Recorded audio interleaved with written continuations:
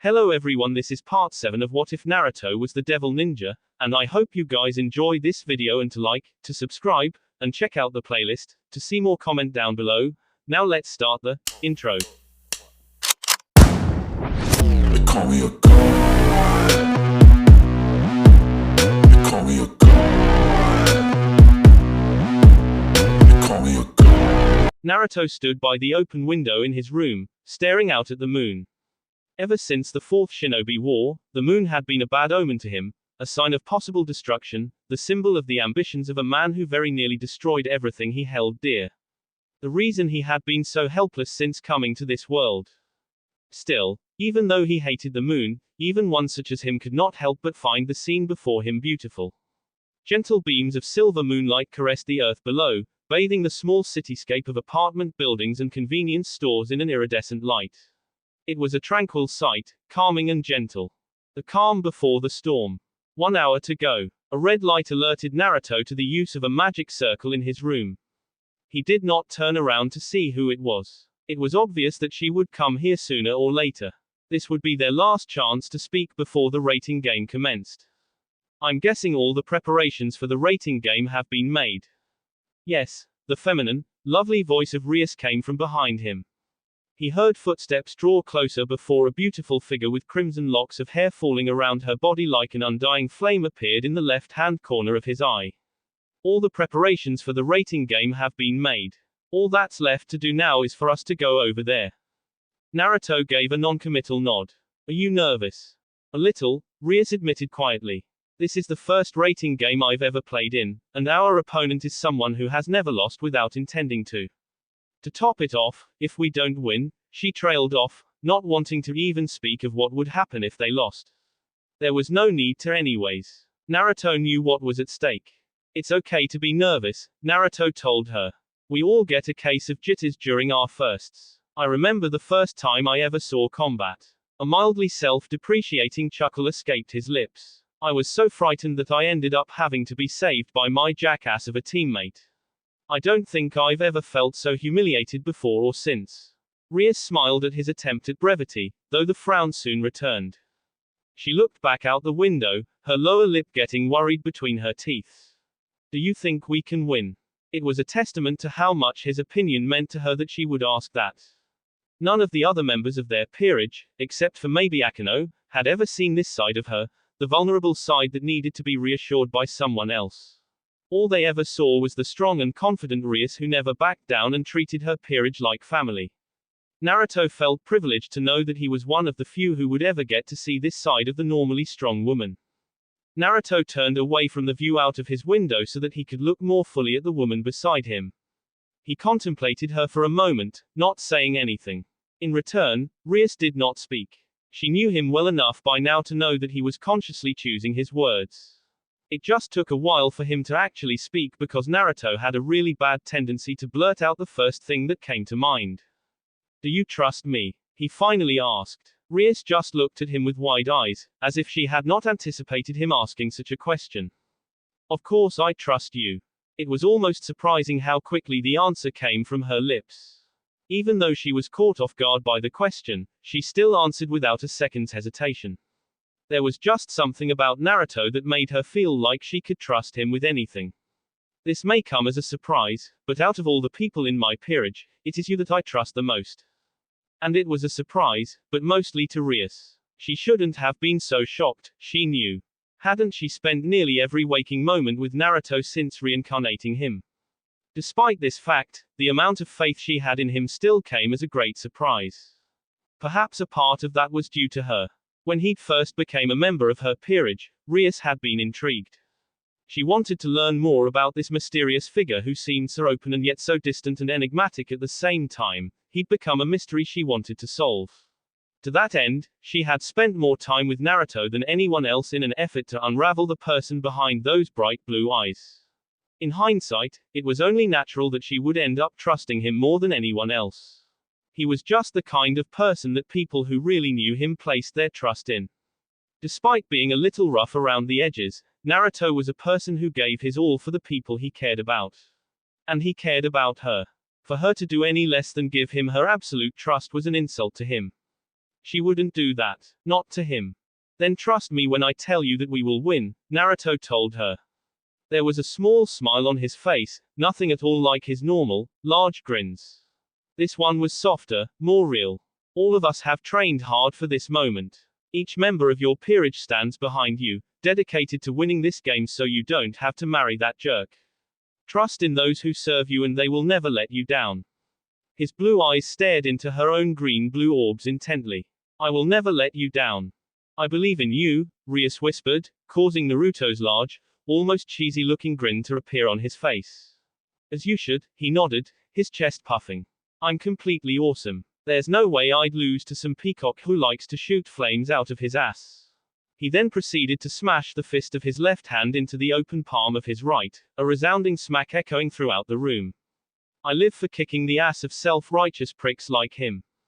Wasn't that the truth? His entire career was made from him kicking the ass of assholes. Kiba during the Chunin exams, Neji back when he was a prick in the finals, Gaara before he became cool, Kabuto even though he got his ass kicked as much as he kicked ass during that battle. Still, he hit that sucker good when he surprised the douchebag by completing the Rasengan. Every single battle he fought had been a battle against some kind of self-righteous douche who thought they could do whatever the hell they wanted because they were strong. Assholes. Every one of them. Rises going down.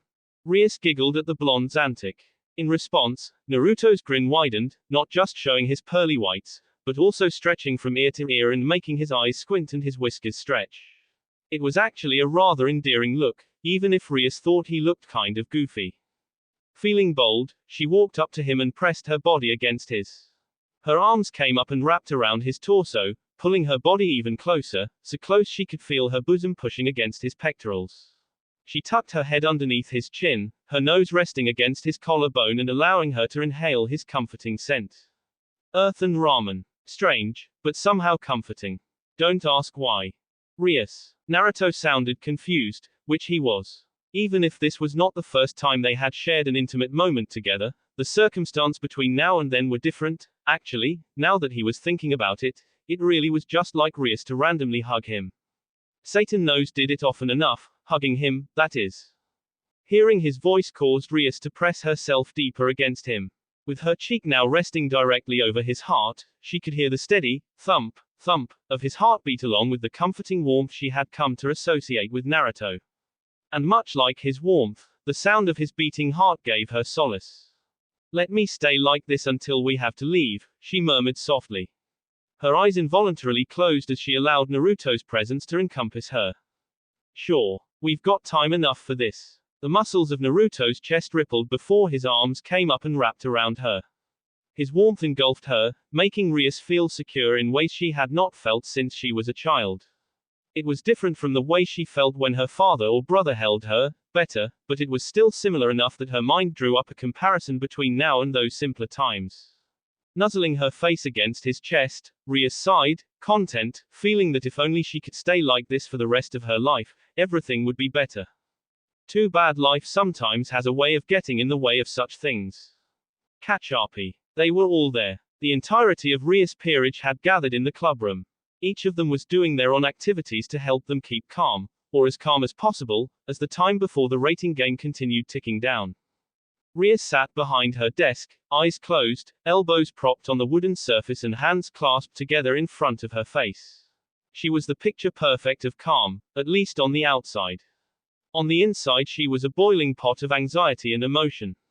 Standing beside her was the ever-faithful and sadistic Akino, who appeared unusually tense despite the serene smile on her face. Over by the pair of couches that surrounded the coffee table was the bulk of Rias' peerage. Kiba was checking his blades, even though he knew they were perfectly sharp because he had made them with his sacred gear. Asia and Issei sat together, the blonde nun sitting as close to Issei as possible without actually holding onto him. She looked about ready to climb onto the boy's lap in her desire to receive some comfort. Meanwhile, Issei was clenching his pants with his fists, a nervous look on his face. On the other couch was Naruto and Koneko. Despite them having the couch to themselves, the two were sitting even closer together than Asia and Issei. Which would make sense considering Koneko actually was sitting on Naruto's lap. The cute, white-haired first year had her rear plopped on Naruto as she tightened the straps on her black and pink fighting gloves. As she turned her left hand over, the hardened leather surface along the knuckles gleamed slightly in the lighting of the room. While hard leather would not be as damaging as, say, brass, they would still increase the amount of damage dealt with each blow. Sometimes that was all the difference between victory and defeat. The fact that they were covered in seals to increase the durability and damage potential notwithstanding. The gloves had been a gift from Naruto. He had given them to her just a little while ago and she wanted to make sure they looked perfect. While she did this, Naruto had his arms wrapped securely around her waist and his chin was resting on the crown of her head. Unlike the other members of Rias' peerage, who were doing something to keep themselves busy, he was not. Instead he sat there, eyes closed and breathing so slow that it was only thanks to her enhanced hearing that Koneko knew he was still among the living. The atmosphere was definitely apprehensive. Nail-biting even. Everyone knew that in just a few short minutes they would all be fighting in their first ever rating game, one in which the stakes were far higher than they could have ever expected. Their president's livelihood was on the line. That was a lot of pressure to put on a group of newbies. Needless to say, the tension was more than thick enough to cut with a knife. Not even Naruto was willing to break this silence, suspenseful as it was. Brevity would not help them here. Only by confronting their anxiety head-on would any of these people in this room be able to move forward. And if they couldn't, well, better that he not give them a false hope by making claims he couldn't keep like he used to do as a child. Naruto had plenty of confidence in himself, but he couldn't carry the whole peerage on his own, nor would he. Naruto wasn't their babysitter. Buku. Issei broke the stillness that pervaded the room. Rias opened her eyes and looked at him. What is it, Issei? I was just thinking about this, but you mentioned having 2 bishops. Why isn't your other one here? Kiba's and Koneko's expressions turned grave. Akino did not react outwardly, but even her demeanor seemed to shift, looking a little more downtrodden than before. Rias sighed. She did not like to think about her other bishop. Not because of anything her bishop had done, but rather, because being reminded of her bishop reminded Rias of her own shortcomings and failure as a king. Unfortunately, my other bishop will not be participating in this round. I will explain his situation eventually, but not now. Whether Issei would have responded or not became a moot point when the ground of the clubroom lit up with silver light. A magic circle appeared on the floor, from which Grafia emerged, looking as composed as she always did. There are only 10 minutes left until the battle starts, she informed them.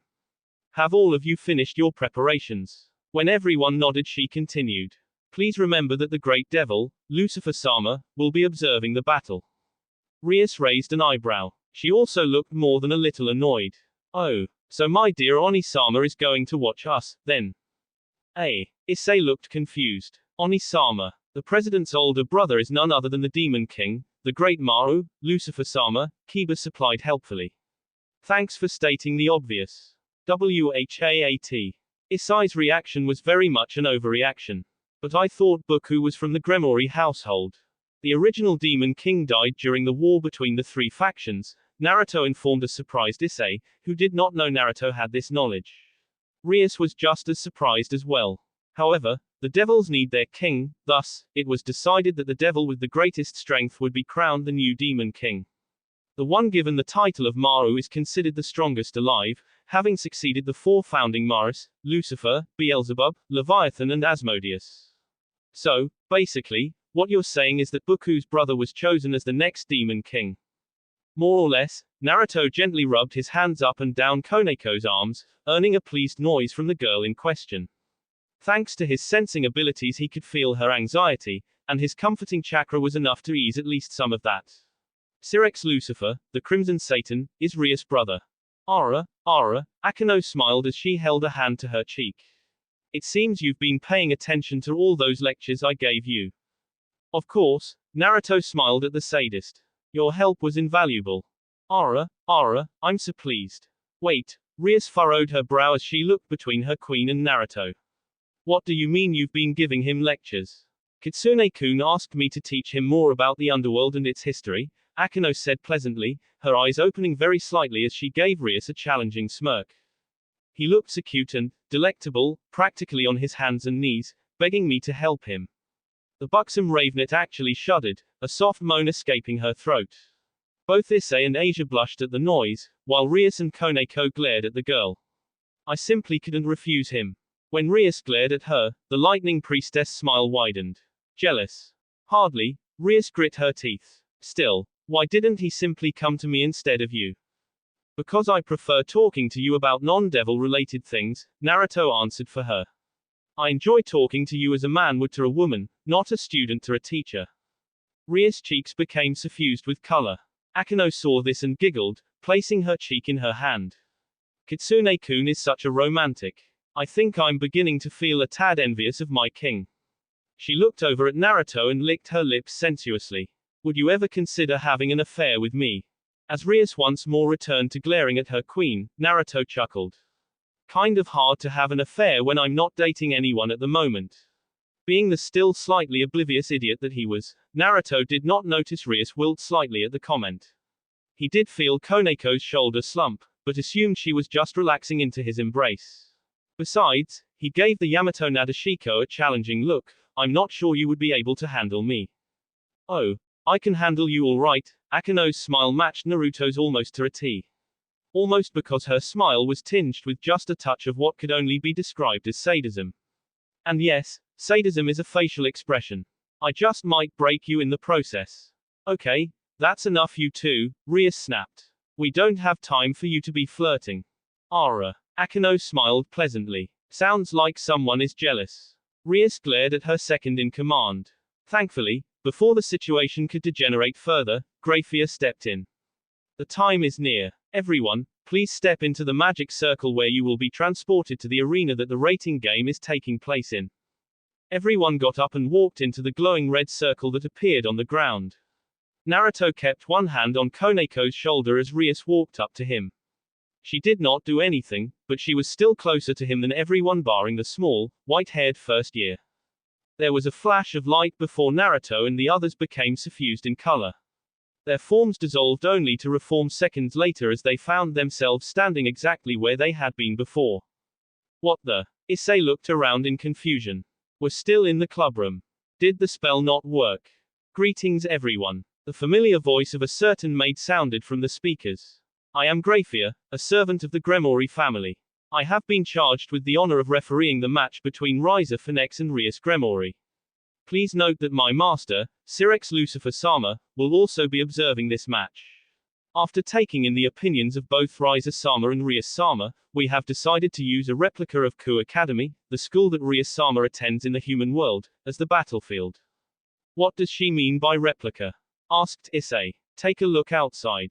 Issei looked at Rias oddly for a moment, but soon followed her advice, opening one of the shutters that kept the window closed. What he saw would forever be engraved in his mind. The ground of Ku Academy looked the same as always. The beautifully crafted Western-style building sat in the middle of a grassy field surrounded by a fence, lush trees and more buildings. Everything looked exactly as it always had. Except for one difference. The sky. It was completely white. As far as the eye could see, stretching across for miles, was a pure white sky. It didn't even look like a sky, just a blank canvas that God had forgotten to paint on when he made the world. That sky shows that we are in an alternate dimension created by devils to host the rating game. Impressive, Naruto whistled as he took a look outside as well. Creating an alternate dimension is very difficult, at least for humans. That devils can do so and make it look so realistic like this is pretty damn amazing. Does that mean there are humans who can create alternate dimensions? Asked a curious Kiba. Some, Naruto answered, but it's a very rare ability most often limited to those with bloodlines, or genetic traits that are carried through the blood. The Sharingan had been particularly good at creating alternate realities. It had also been Obito's specialty. Both parties have now been transferred to their respective strongholds, came Grafia's voice once more. Rias Sama's team is in the Occult Research Clubroom. Riza Sama's team is in the Student Council Room. To promote your pawns, you will have to proceed to the opponent's stronghold. Naruto, Rias grabbed the blonde Uzumaki's attention. She held out her hand, showing a small earbud resting on her palm. This is a communicator. It will allow everyone to keep in touch at all times. Thanks, Naruto said as he put his hand in hers. It lingered for a moment longer than necessary before he grabbed the communicator and put it in his ear. So all I need to do in order to get promoted to queen is enter the new schoolhouse. Issei pounded a fist into his open palm. Then I can become the strongest piece in the game. He was so ready for this. After all the tour training he had been through, there was no way he could lose now. This was his moment. His time to shine. Just you wait, Harem, he was coming. Ara, you make it sound so simple. Naruto responded to Isai's words much more bluntly than Akeno. He smacked the boy in the back of the head, causing the poor pervert to nearly fall flat on his face as he stumbled forwards. Ouch. Don't think it will be that easy, Eyes, Naruto chided the boy. You have to remember that in order to get to the new schoolhouse, you will more than likely have to go through at least several of the douchebag's servants, each of which will most likely be a bishop, knight, or rook. They'll be guarding against intrusion. You also have to remember that Rise's pawns will also be trying to enter our territory, Kiba added. And seeing how Rise's got a full set, it means we'll have to deal with 8 pawns as opposed to our 1 that he'll have to take care of. Ugh. A cloud of depression formed around Issei. Asia took a weary step back as black steamers leaked out of his body like a gas line that had been perforated. I see your point. Don't worry too much, Naruto grinned, slapping the boy hard enough on the back to make him stumble. Issei glared at the blonde, who pretty much ignored it. Rias has likely got a plan for dealing with the douche's harem. He also ignored the way Issei began crying at the mention of Rise's harem. Have a little faith in her just like she does in you, alright. At the mention of their president, everyone turned to Rias, who had taken to sitting behind the desk. Our first task will be to take out Rise's pawns, she told them. He has 8 of them, and it will be problematic if he manages to promote one of them, much less all 8 of them, into queens. You seem awfully calm about all this. Issei mumbled, obviously not seeing how someone could stay so calm when they were on the cusp of a battle that would determine more than just who won and who lost. Rias was fighting with her hand in marriage on the line. How could anyone be calm with that kind of pressure on them? The battle has just started, Rias said, sipping at a cup of tea that Akeno had prepared for her. Rating games like these tend to take a long time. There is no point in worrying right now when we have only just begun. As she spoke, Naruto walked up to the desk and placed a sheet of paper, which displayed a map of the school, on it. It was a very simplistic map, using different colored blocks to represent sections of the academy. The enemy base is the new school building, Rias began, pointing out the large block that represented the building in question. She then began moving her finger across the board until it was pointing at a patch of yellow. Going through the quad is the fastest route to get there, however. It's in clear view of the new school building, Koneko pointed out. Yes, Rias nodded, and because of that, the risks are far too great to go through there. Then maybe we should go through the track and field grounds behind the new school building. Issei suggested. A sound idea, but one the enemy is likely expecting, Naruto spoke up. I wouldn't be all that surprised if they stationed both knights and rooks at that clubhouse right there. He pointed towards the orange block with the word clubhouse written on it. Kitsune-kun brings up a good point, Akeno sounded a lot more serious than usual. That's a very obvious first move. We would be walking into a trap. Buku, Kiba got everyone's attention. We could get closer to the new school building by going through the gymnasium. Perhaps we should head there first. His index finger landed on the 2 purple squares that had the word gymnasium written inside of them. It's close to our base, and at the same time, we can gather more information on our enemy. Intelligence on our enemy is something we're lacking right now, Naruto informed Rias. As someone who'd been apprenticed to a former spy master, the young Uzumaki was well aware of how the information game worked. He just tended to act like he was ignorant and stupid because it made people underestimate him, and it was more fun. Information is something we'll need if we want to have any hope of fleshing out a plan. Rias considered all the thoughts being given to her. In chess terms, the gym is at the center of the board. The first side who takes control of it will certainly have an advantage. She leaned over the desk. It's decided then. However, I think a powerful rook, rather than an agile knight, would be best suited for this test.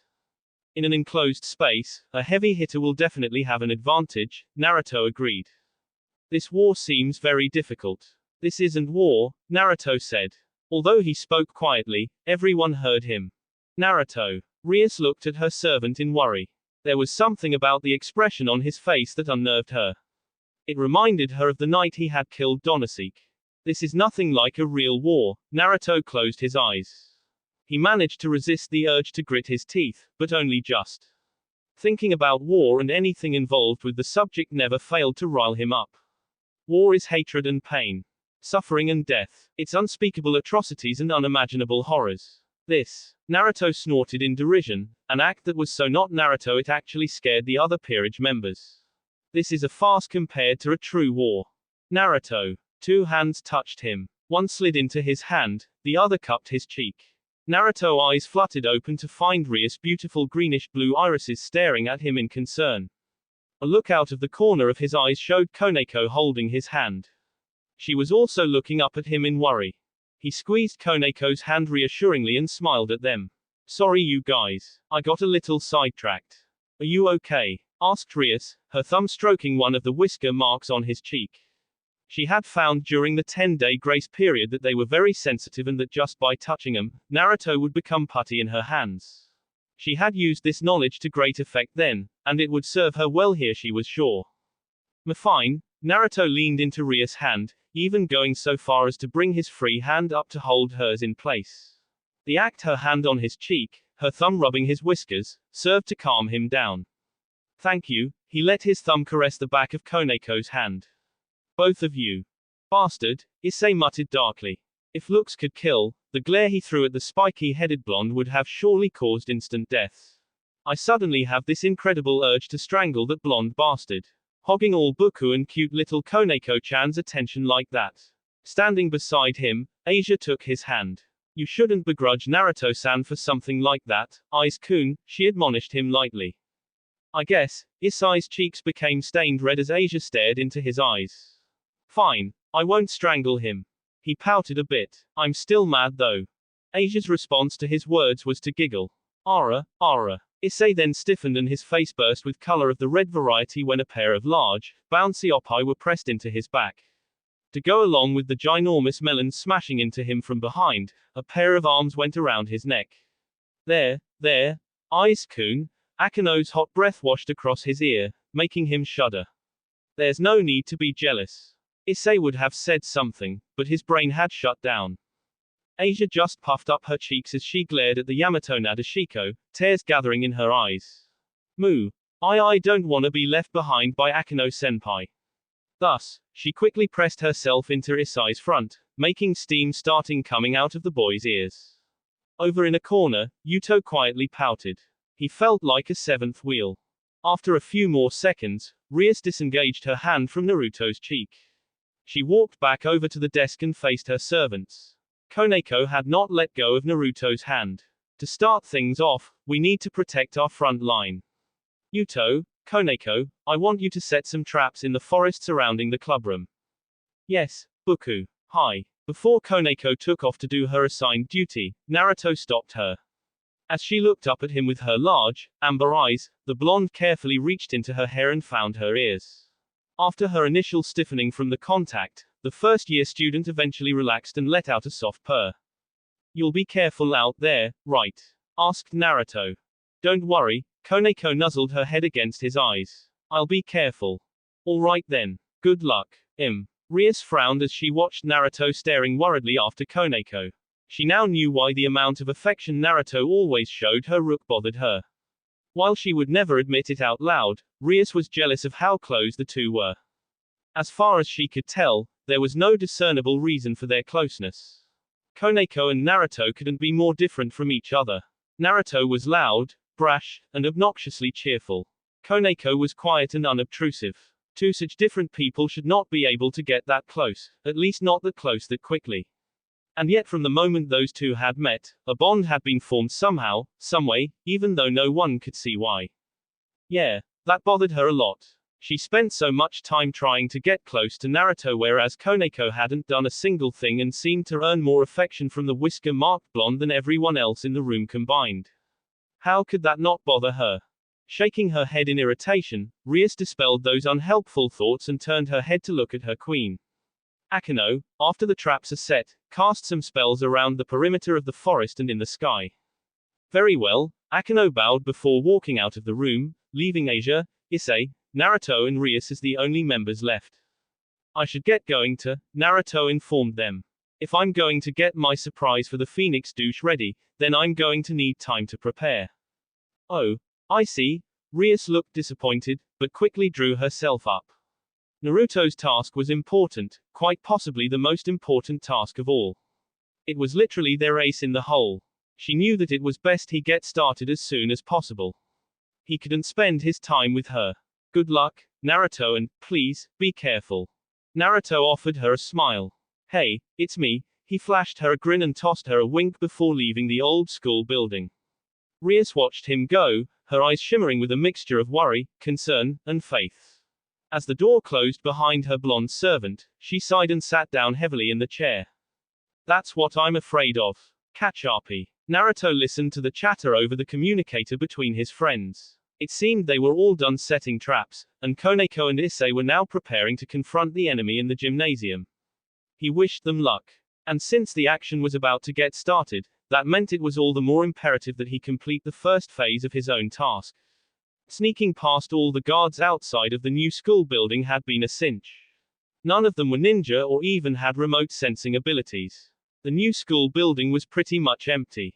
Obviously, that douchebag Riser had sent all of his pieces out to counter Rias' own peerage members. It was just as Rias said. Riser had so much confidence in the power behind his Phoenix abilities that he had left himself exposed. Naruto would make sure to teach him the price of his hubris soon enough. He walked down the hall with stealth earned from years of pranking a village filled with shinobi. No noise came from his feet as they touched the ground. His movements were beyond silent, like a ghost. Instead of simply walking along the floor, it was more like he was gliding across it. Eventually, Naruto reached the room that would best suit his purpose. After closing the door behind him just in case Riser or one of his servants came down this way by chance, he walked further into the empty classroom and stood in its center. The first thing Naruto did was make exactly 4 clones. He winced as he felt the drain on his chakra. He had put a good deal of chakra into each clone, an estimate of 5 clones worth each, meaning he had just created an equivalent of 20 shadow clones. His limit was 30. Since they were him, they already knew their orders and quickly disappeared out of the room. Those clones were essential to his plan to beat Riser. Hopefully, they wouldn't get caught or his plan would be ruined before it could even begin and he would end up letting Rias down. He wondered how long it would take them to finish the hand seals for his newest jutsu. Part of the reason he had moved out so soon rather than stayed with Rias was because the jutsu had 156 seals needed to activate it. And as much as he didn't want to admit it, he sucked at doing hand seals. That was why all of his jutsu were simply variants of the Rasengan, which required no hand seals. Only the Henge, Sexy Jutsu, Shadow Clones, and his water swords actually required hand seals. And they only required a single hand seal, so it wasn't like doing them was difficult. His clones would need a good deal of time if they were going to do all those hand seals correctly. Hopefully none of them would mess up. With his clones off on their assigned tasks, there was only one thing left for him to do.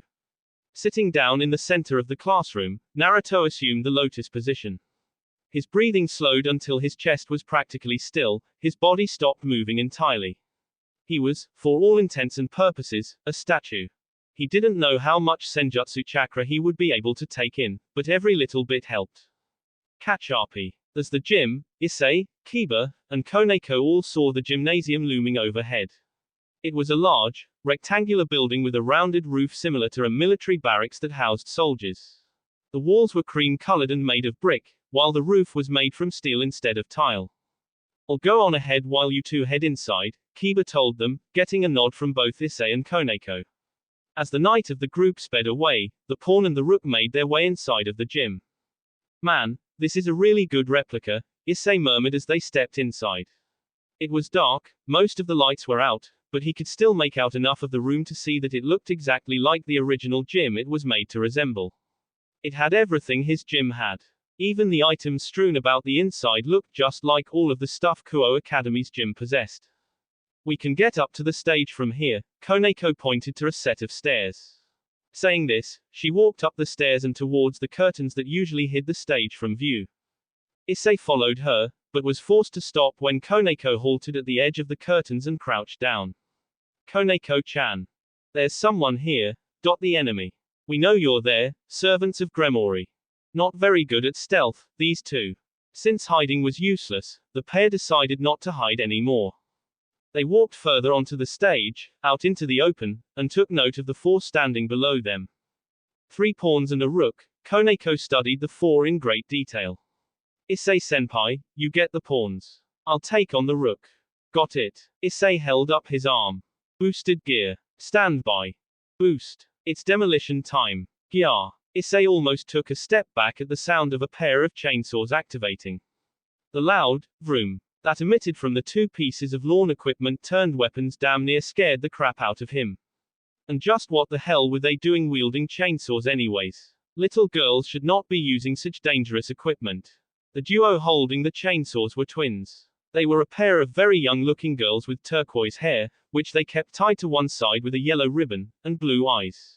Both of their outfits consisted of a gym uniform, a pair of white t-shirts with blue accents, black leggings, and blue sneakers over knee-high socks. Their clothing was similar to the girls' Ku Academy gym uniform, only it did not have the logo. The loud thudding sound followed by a just as harsh snap. Let Issei know that Koneko had engaged the rook. Despite his curiosity, he did not look at the battle. Blonde bastard sensei had told him to never let his eyes leave his opponents.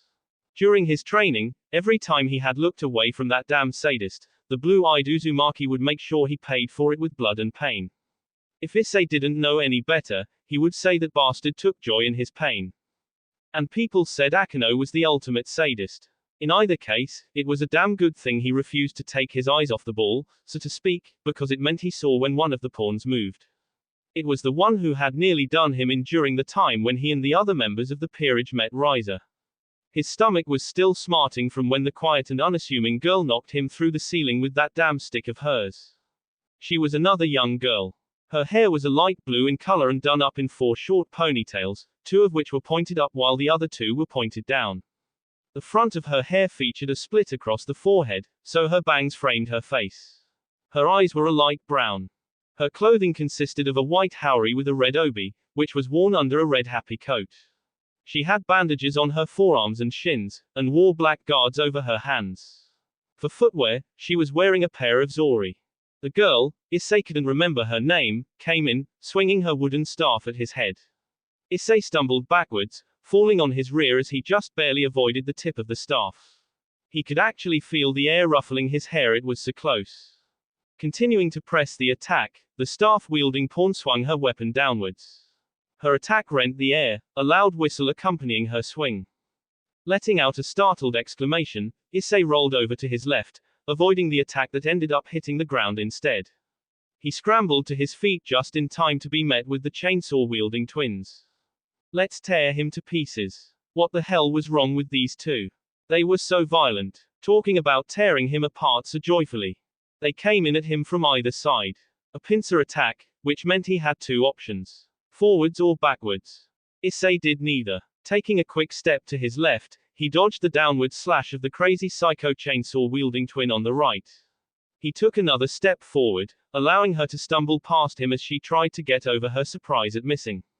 Issei then proceeded to smack the girl in the ass with a loud slap that resounded throughout the gym and caused all the fighting to stop on a dime. Issei looked a lot more thoughtful than someone should be after slapping a girl's ass. It's quite soft, but also kind of firm. Is this what they call a grader ass? Boost. Oh. And I'm at level 2. Nice. That pervert. The girl whose ass he slapped just blushed. Ichi. Hentai. He just slapped my ass.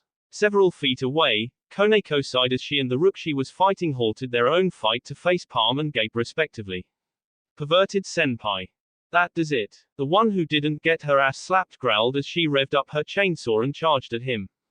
Issei, seeing the girl bum rushing him with her chainsaw held high overhead, did the only thing a man like him would do when faced with such a situation. Kya. He ran away screaming. Get back here, perverted barker. I'm going to chop you into pieces. I'll make mincemeat out of you. What soon followed was Issei dodging around various attacks made by the chainsaw sisters and the staff wielder. Unlike most people, who tended to try and dodge gracefully, Issei had no sense of grace at all. In fact, it would almost be more accurate to say he stumbled around like a blind man and the attacks coming at him just so happened to miss. A chainsaw set to bisect him was dodged when he tripped over his own 2 feet. He managed to tuck his body into a forward roll and come back up, which consequently allowed him to miss getting split in half as the other girl drove her piece of lawn hardware down, striking the floorboard with enough force to shatter and shred the wood into tiny wood chips. The whooshing sound of a staff alerted him to another attack. His body stumbled to the side as he spun around, just barely managing to dodge the blow by caving his stomach inwards. More and more attacks were dodged in the most unusual of ways until, several minutes later, the 3 pawns were left huffing and puffing. Ha, ha, damn it. Why can't we hit him? Ooh, this is so annoying. We can't seem to get past his guard. Boost. Alright. Issei cheered as his gauntlet charged up another boost. Thank God he was finally charged up. All that dodging had been getting annoying. Time for level 3. He grinned at the chainsaw wielders. This is the end of the line for you two. Before the twins could even question the boy, Issei was in front of them. Kya. The one on the left was his first victim. With a quickness that surprised even himself, he thrust his hand out and hit the girl in the chest. He also managed to steal a quick grope, but that was besides the point. Her breasts may be small, but even though he preferred larger boobs, there was something to be said for the small ones too. How dare you do that to my sister? Turning his head, Issei saw the second chainsaw girl lashing out with her spinning buzzsaw of doom. He moved to the left, sticking out his foot. The girl, unprepared for him dodging so quickly, kept moving forward. She tripped over his foot and began falling to the ground, allowing Issei to smack her in the ass, again. What could he say? It was a very nice ass. Ha! Reacting to the loud shout, Issei turned in time to see the staff girl thrust her weapon forward. He took a step back, allowing the staff to zoom past him, then gripped the weapon with his gauntlet-covered hand. His other hand came down and struck the weapon, breaking it in half. Before the girl could get over her surprise at losing her weapon, Issei followed through with a strike to the girl's shoulder. A frown came to his face as the girl he sent flying backwards landed on her butt several feet away from the other 2 girls he had struck. He had meant to grab her boobs. Damn. How could his aim be so far off? He touched my butt. He touched my chest. He ignored the maniac twins, as he had come to think of them, and looked down at his hand in silent contemplation. That had been really easy. Before the training trip he wouldn't have even been able to keep up with the staff wielder. Now he was fighting her and the 2 maniac twins with ease. He wasn't even winded. Looks like all that training actually paid off. You're finished. Issei looked over to see Koneko sitting on top of the rook she had been fighting, holding one of the woman's arms behind her back in a painful-looking grappling technique. The pained grimace on the other rook's face really only confirmed his thoughts. She's already beaten her opponent, as expected of Koneko-chan. His grin looked positively lecherous as he turned his attention to the trio of pawns he had defeated. So then, shall I finish you girls off as well? Finish us off. No way we'll let you do that.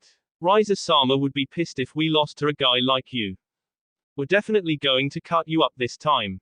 The staff wielder didn't say anything. She was busy crying over her now broken staff. Phew. It's time for me to unleash my newest attack. For some reason that was beyond all those present, the perverted high schooler began going through several weird Sentai poses. There didn't seem to be any reason for it, other than maybe personal enjoyment. That's your pawn. Despite being in pain, Rise's rook looked up at Koneko sympathetically. He's really stupid. Issei-senpai is a perverted idiot. The boy in question didn't hear them, busy as he was making poses. Good thing too. Koneko's words might have depressed him. Eat this. Issei held up his gauntlet-covered hand and snapped his fingers. Dress break. There was a loud tearing sound, followed by 3 sets of dismayed cries as all the girls he had defeated had their clothing ripped to shreds. Issei grinned, blood gushing out of his nose like a fire hydrant as he saw the unhidden female flesh. None of these girls were endowed like Rias or Akano, but Naked Girl was Naked Girl, and Issei planned on enjoying this sinful view for as long as possible. Wahahahaha. Issei's laugh was eerily reminiscent to those cliched evil villains found in anime. The now naked girls, hearing his laugh, glared up at him, their faces lighting up with the brilliance of 1,000 suns. How do you like that? That's my new only useful for stripping girls' clothes with my tiny bit of magic power special move. Dress break. He held himself in a stance of victory, one hand on his hip, his other hand clenched into a fist and raised high into the air. As Issei allowed himself a chance to revel in his moment of victory, he recalled how this attack, this gloriously beautiful attack, was made possible. Catch RP. Issei was sent rocketing backwards with all the speed of a freight train as he was hit by a fist that seemed to pack more power than a rhino when it was in full rampage mode. His back crashed into several trees, tearing right through them like they were made of paper and compounding to the amount of pain he felt before his backwards momentum was finally stopped by a boulder that he hit. Even then, the boulder very nearly broke apart on him as he was slammed into it hard enough to crack it. He fell to the earth and ground, vomiting blood as he hacked and coughed. Issei had been through a lot in recent weeks. He'd been stabbed by spears of light, he'd had to deal with Rias torture sessions under the guise of training, and he had fought against the likes of Kiba and Koneko. None of that had been anywhere near as painful as what he felt right now. It was as if his body had been smashed by several boulders, like he had been tossed into the ocean with a lead weight keeping him down and sunk so low that the pressure literally crushed him. Issei was almost positive that nothing this world had to offer would hurt as much as getting punched by Uzumaki Naruto. Come on, Ero Dabagame. That can't be all you have. Get up. Speak of the devil. Issei groaned as he tried to push himself to his feet, only to fall flat on his face once more. His arms had finally given out on him and now all he could do was lay stomach first on the ground, his face lying in a puddle of his blood. A sigh was heard above him. There's no way you can be finished, Issei. Come on. Give me one more round. I can't. Issei tried to shout, but it came out much softer than he wanted. His arms gave him enough strength to finally roll over so at least he wasn't inhaling the coppery scent of his own blood. Damn it. Yes you can. Naruto insisted. I refuse to believe that someone Rias has put enough faith in to sacrifice all 8 of her pawns is this worthless. Now get up. What's the point? Issei whispered, tears now beginning to stream down his face at the reminder that Rias believed in him. She believed in him and he was proving her faith had been misplaced. He couldn't hold his own against Kiba, he couldn't do magic to save his life, all Rias exercises exhausted him, Koneko kicked his ass on a daily basis and even Naruto, another new addition to the peerage, was tossing him around like a rag doll. There's no way I can match up to any of you. Riza and the others were right. I've got nothing. I'm not fast like Kiba, or talented with magic like Asia. I don't have Koneko's strength or your skill at fighting. I've got nothing. There was a long moment of silence. The only thing Issei could hear was the chirp of crickets and his own, panted breathing. The silence lasted for several seconds more before footsteps could be heard. Naruto came into view just a few moments later and sat down next to the rock Issei had been embedded in before falling to the ground. Issei, you may not be as fast as Kiba, as magically inclined as Akeno and Asia, as strong as Koneko, or even as talented in combat as myself, but you have something that none of us have. Everyone has something that they are good at, something that makes them unique. You just have to find that something that you are good at. At Naruto's heartfelt words, Issei began to feel hope arise inside of him. Could the blonde really be right? Could he have a power that no one else did that would help him get stronger? Well, technically, he did, but he wasn't counting his boosted gear at the moment. Do you really think I have something I'm good at? Of course. I even know what it is. Really? Issei perked up, eager to hear what his talent is. What is it? You, Issei, are a pervert. If Issei had not been lying down, he would have face planted. How is that supposed to help me? You obviously fail to understand your worth, Hyudo Issei. Naruto spoke with the utmost seriousness. Issei could not help but stiffen at the formal tone the blue-eyed devil used. I'm going to let you in on a little secret, one that only Rias knows. My sensei, the man who taught me everything I know and was considered one of the strongest people where I come from, a bona fide badass who had graduated with top grades in the art of ass-kickery, was the biggest pervert I have ever met in my life. Really? Issei's eyes widened to the point where they looked almost anime-ish. Really? Naruto nodded his head. He was a man whose lecherous intentions were so well known that even goddesses trembled at the mere mentioning of his name. He was an undying wanderer with an unquenchable lust for big breasts and tight butts. His title as a legendary sage with unquestionable power was only eclipsed by his infamy of perversity and legendary peaking habits. Issei, the blonde's voice was as serious as the young pervert had ever heard it. If my sensei can become a man who was hailed as one of the strongest people in my land, then you can become just as strong. Wow. Issei had really misjudged Naruto. All this time he had been cursing the blonde for being a bastard who stole Koneko-chan and Buku from his lustful intentions, but hearing the blonde speaking so highly of him, showing such confidence in him, really brought the truth home. Naruto just wanted him to be strong and had enough faith not to hold back. It almost made him want to cry. Do you really think I can be as strong as your sensei? Of course, Naruto smiled, standing up as Issei's muscles recovered enough that he could at least sit up, even though he had to lean against the rock to do so. And to help you become as strong as you can be, I'm going to give you something that my sensei left for me. A legacy that I sadly have not been able to follow, but one that I think you will be perfect for. After saying this, Naruto pulled out a small package wrapped in parasol paper.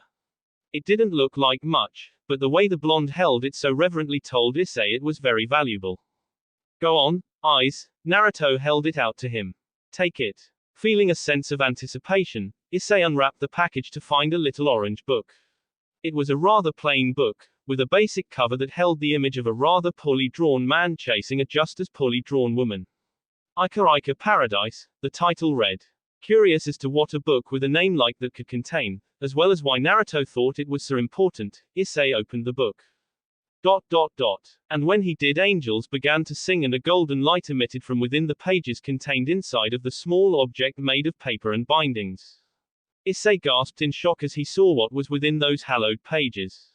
Shock soon gave way to manly tears while at the same time blood began gushing out of his nose like Niagara Falls. This is perfection. Issei cried, his eyes staring at the book like it was the greatest invention since ever. And in his mind it was. Not even the most exclusive and top-rate porno mags and erotic movies could compare to this compilation of orgasmic fantasy. I've never seen something so beautiful in my entire life. The attention to detail, the amount of descriptions, the shei, the oppai. It's so beautiful. My sensei was a great man, a shameless man, Naruto continued. He was a man whose lust knew no bounds and was willing to risk life and limb for the sake of seeing a beautiful pair of breasts. There were 2 legacies that he possessed, and because of certain circumstances, I was only to fulfill half of that legacy. I became a powerful warrior, but I was never able to earn the second title he possessed, and the one he was most proud of. The title of Super Pervert. The legendary Super Pervert. Issei stopped his crying long enough to look shocked. You mean he's real? I thought the tales of the legendary Super Pervert were only myths. No, they are very real, my friend. Naruto knelt down next to Issei and placed his hands on the other boy's shoulders. He also filed away the knowledge that Jiraiya's perversity had apparently been felt across dimensions. It didn't mean much, but it was definitely funny. Issei, take up the half of my godfather and sensei's legacy that I could not fulfill. Find your true calling as the legendary Super Pervert. I'll do it. Issei, once more crying tears that only a man can cry, clamped his hands over Naruto's. It was a total bromance moment, where 2 men bonded through the shared love of woman, perversion and oppai. I'll take up your godfather's legacy. I'll become a super pervert. I knew I could count on you, eyes, Naruto said, grinning, kakukaku. Had Issei been paying more attention to the blonde next to him instead of thinking about how he would make the title of super pervert proud, he may have heard the sinister laugh that Naruto emitted, and not been so eager to take up the title and all that came with it. Then again, maybe not. This was Issei after all. Catch RP. That's right, everyone. Feast your eyes on the legendary super pervert. Ha ha ha ha ha ha. Koneko, still sitting on the rook she had defeated, did not even bother to keep the deadpan expression off her face as she stared at the perverted teen currently laughing his figurative ass off. I misjudged him. Issei senpai is the worst. Issei did not even hear her, busy as he was laughing like a certain lecherous old man. Up in the heaven of another dimension, said lecherous old man also began laughing when he sensed someone else was following the ways of the super pervert. Unfortunately, because he was peeking in the hot springs at the time he started his laughing antics, he ended up getting beaten half to death for his lack of discretion. Some things change. Others remain the same. Issei, Koneko, can you hear me? At the sound of Ria's voice, Issei stopped laughing. There was a time for basking in his accomplishments and perversion, and there was a time for business. Now was the time for business, most unfortunately. He pushed a finger against the communicator in his ear. "We hear you. What's up?" Akino's preparations are complete. The two perked up. If Akino was done, then it meant things were about to start heating up. Literally. Continue with the plan. Already knowing what the plan was, Issei and Koneko quickly bolted out of the gym, ignoring the angry shouts of the servants they left behind. "Hey, get back here. We aren't done yet. My clothes. My staff." "Yeah, those." Neither Issei nor Koneko felt like responding to the taunts of people who already lost. There wasn't much point. And they really didn't want to be inside of that building when the fireworks started. As soon as they cleared the imaginary safety line, Akino, who had been floating above the gym waiting for them, raised her hand high into the air and let loose with an intense blast of lightning. Issei watched in awe and more than a little shock as the brick and cement that made up the replica exploded outwards, along with millions of glass shards as lightning rained down on it in an almost unending bolt. If he had to describe the scene, he would have to say it looked like Zeus or some other lightning god had gone to town on the building after it offended them due to its lack of aesthetic appeal. By the time Akino was satisfied that her job was done, there was nothing left of the gym but a crater. A really big crater several hundred meters wide and a couple meters deep. The entire school building was destroyed. Decimated. In other words, it was reduced to less than a pile of rubble. 3 pawns and 1 rook belonging to Riza Phoenix-sama have retired. As Issei stared at the smoking crater that signified the distinct lack of remains to the school gymnasium, he made a solemn vow that he would never get on Akino's bad side. Unless getting on her bad side served the greater purpose of seeing her wonderful boobs. He had to keep the legacy going, after all. Catch RP. Naruto ignored the sounds of raging battle. The young Uzumaki blocked everything out. He was even oblivious to the loud explosion that rang out just seconds ago. To him, nothing mattered except for the act of gathering as much nature chakra as his body could maintain. Senjutsu was the drawing of the natural energy of the world inside of oneself and blending it with their own chakra, which added a new dimension of power to the sage's chakra called Senjutsu chakra. In order to properly gather the Senjutsu chakra, the user was required to balance their physical and spiritual energy with the chakra they gather from nature. While gathering natural energy, the gatherer had to remain completely still in order to become one with nature. If the practitioner could achieve a perfect balance between the physical and spiritual energies of their own chakra, and the energies of nature, they could produce a chakra that was many times stronger called Senjutsu chakra. That was the basic lesson that Naruto had been taught when he had been at Mount Myoboku to train as a sage after Jiraiya's death. It was one of the few lessons he understood, after it had been explained in terms of ice cream and toppings by Gamakichi. According to Old Man Fukusaku, using Senjutsu required insane amounts of chakra. Basically, cage-level reserves. This was something of an euphemism. Technically speaking, you did not need high levels of chakra to gather nature energy or even enter sage mode. It just wouldn't give much of a boost if someone's chakra was smaller, and the sage mode would not last as long. Naruto likened it to a bowl of ramen. If the broth was Naruto's spiritual energy and the noodles were his physical energy, then the bowl was the amount of chakra he had to use. Following this analogy, as inane and stupid as it sounded, if the broth was his spiritual energy, the noodles his physical energy, and the bowl the size of his chakra, then the toppings were the amount of natural energy he could gather. This was because of the perfect balance one needed between the 3 energies in order to enter sage mode. Too little natural energy gathered and nothing would happen. Too much and he would turn into a toad statue. Not a pleasant thought. Back when he had first mastered sage mode, Naruto's reserves had been humongous. Going with the ramen example, his reserves would be considered the special super-sized Uzumaki Deluxe. Now it was only a medium-sized bowl. At a guess, Naruto probably had about as much as Sasuke had after their 3 years apart. Decent sized, definitely around the level of a jonin, but certainly nothing to boast about. It would have to be enough.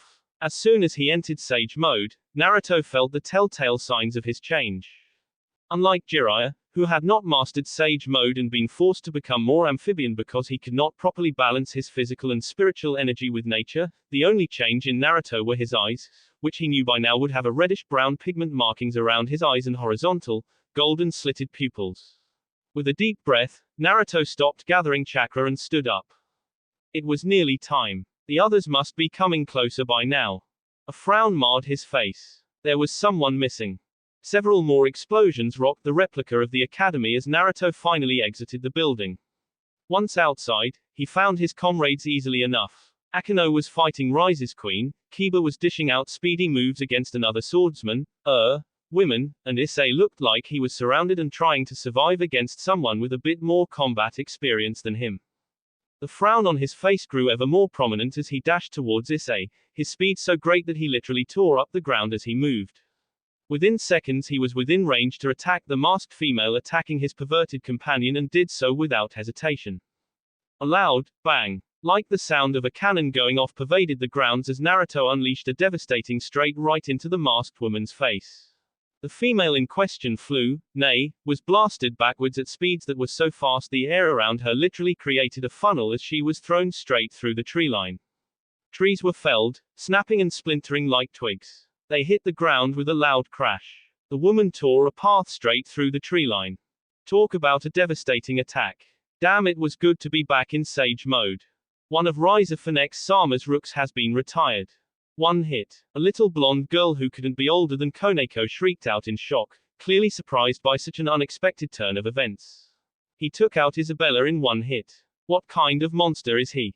Naruto ignored the girl as he turned to look at the stunned Issei. You alright? Yeah, I'm fine. Issei shook himself out of his stupor as he looked at the devastation caused by Naruto's punch.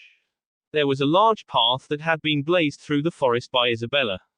It looked like God had taken a razor blade and decided to shave a straight line through the forest. That attack was incredible. Blonde bastard sensei, I had no idea you were so, What's up with your eyes? Just a small power-up I thought I might need, Naruto reassured. There was no need to explain the mechanics of his new abilities to Issei, nor would he understand even if Naruto did explain it. Well, maybe if he used his ramen analogy, but that was neither here nor there. Nothing to worry about. The blue-eyed devil looked around and frowned again. More importantly, where is Koneko? Last I remember she was with you, but I can't sense her anymore. At the mention of Koneko, Issei grimaced and looked away, his arms shaking as he clenched his fingers into a fist. Naruto did not need more than a second to understand what the expression and actions meant. His fists clenched and he grit his teeth. I see, he said, breathing heavily through his nose. For a second, something flashed across the blonde's visage, something terrifying. Issei almost backed away in fright. But when the golden-haired youth with the spiky locks opened his eyes again, his expression was calm and composed, if a tad cold. Who did it? Issei, who took out Koneko? It was Rise's queen. His queen. Naruto looked over at the battle going on between Akeno and Yubaluna.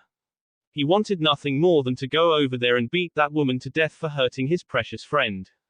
Just looking at the woman caused his desire to rip her flesh from her bones and rip her internal organs out one by one was almost overpowering. Naruto did not like it when people hurt those precious to him, game with a low chance of death or not. It didn't help that there was an annoying voice in his head telling him to kill everyone there. Issei, he turned around and faced the crowd of Phoenix servants surrounding them. It looks like Akeno is having some trouble. Please lend her a hand. Issei looked confused. I cannot help Akeno as I am, Naruto continued, so I'll need you to revenge Koneko in my place. Okay. He would not lash out in anger.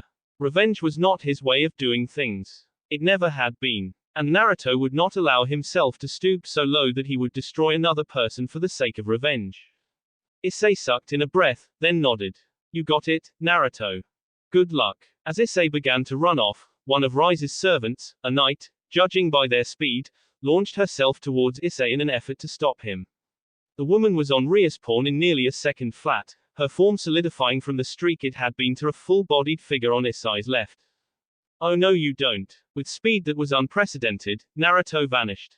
A second later, the knight, a young woman with dark black hair arrayed in 5 ponytails around her head that was being held up by a golden accessory on the crown of her head, was suddenly sent flying into the air as something hit her with enough force to shatter her jaw like it was made of glass. What hit her? Naruto, with a classic, if nearly earth-shattering, uppercut. Up the woman soared, flying high into the sky at speeds that were close to breaking the sound barrier. At the apex of her flight, the knight forced herself to act through the pain she was suffering under and open her eyes. She promptly wished she hadn't, as the last thing she saw was a pair of leather heels descending towards her face. Naruto landed back on his feet as the knight he heel stomped crashed next to him with enough force that a large indent was borne into the ground. The earth fractured, cracks and fissures tore the ground apart, large chunks of gravel were upheaved with startling violence. In the center of that crater filled with spider web patterned splinters was none other than the knight, who had been rendered mercifully unconscious when Naruto heel stomped her in the face. And the knight soon vanished into light particles. Riser Phoenix Sama's knight has been retired. Cold yellow eyes with bar-like pupils glared at the rest of Rise's peerage, peering out at him from underneath golden bangs. These eyes, which appeared to be made from chips of ice, surveyed the prey surrounding him. There were only 4 left, 2 cat girls, a young woman wearing elaborate purple robes, and a blonde girl with her hair in twin, drill-like curls and dark blue eyes. All 4 of them took a step back in fear and hesitation when they spotted the glacial gaze that settled upon them. I apologize in advance, Naruto slid into the frog kata stance. But since it seems taking my anger out on Yubaluna is not in the cards, I'm going to have to take it out on you. If you want to blame someone for the ass kicking you're about to receive, blame your master for forcing this game on my king. Catch RP. Akeno could have sworn if she were the type who was inclined to swearing. This battle had gone on for way too long as far as she was concerned, and the Yamato Nadeshiko was more than ready to end it. There was no doubt in her mind about who was the better fighter between her and Rise's queen. The woman had put up a good fight, but the superior skills Akeno had displayed proved that she was the stronger queen. This battle should have ended the moment Yubaluna lay on the ground in crater of her own making, her powers exhausted from their magic-intensive battle. She would have been defeated too, had she not pulled out her trump card, Phoenix Tears, a rare liquid that only the Phoenix family could create. With those tears all of the wounds someone received and all the magic power they lost would be restored instantly. It would be as if all the damage they had received never happened in the first place. And Yubaluna drank it. Talk about tough luck. It was just like Rise's servants to resort to such devious and underhanded tactics. Now Akeno was caught between a rock and a hard place. She didn't have much magic left, and what little she did have left was being used to shield herself from Yubaluna's attacks. That wouldn't be enough to win. Her shield would eventually fail and she would be defeated. Akeno didn't want to fail her king, but it was looking more and more like she wouldn't have any choice in the matter. Dragon shot. 2 sets of eyes widened as a large surge of power erupted from below them. Yubaluna was barely able to dodge out of the way, swerving to the left just in time to avoid the giant beam of red, destructive energy that nearly defeated her in a single blow. The conical beam of sheer destruction ravaged through the airspace, the heat emitted from it singing the atmosphere and leaving a heavy tang of burnt ozone in the air. Akeno looked down at where the blast originated from, and surprised to see a figure standing there, his gauntlet-covered arm still extended in a semblance of a punch.